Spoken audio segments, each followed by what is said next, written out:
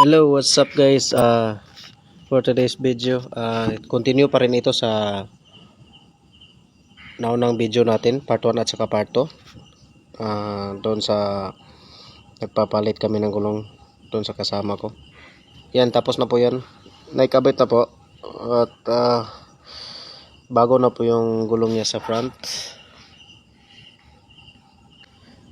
Ready na po for the rides. At syempre, meron silang sticker wall dito. Shout out sa mga stickers na nandito. Di ko na isa-isahin kasi marami ito eh. Shout out sa inyo. Ride safe palagi. At syempre, di mawawala yung sa atin, yung version 1. Nandyan nakalagay na po. Maraming salamat Tagbilaran Tire Supply. At syempre, maglalagay din tayo ng version 2 natin. Dito natin ilagay kasi wala ng space doon sa may version 1 banda. Yan. Magdikit tayo ng ating version 2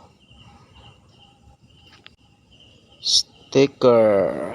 Let's go guys. Yes guys, idols, mga idolens. So yun, pinapahawak ko yung yung cellphone ko sa kasama ko. At nagbiro pa na hindi daw naka-play.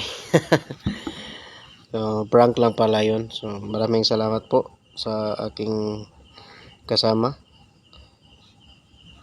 At yun, nadikit na po yung sticker natin na version 2. Yun, thank you so much for watching. God bless all.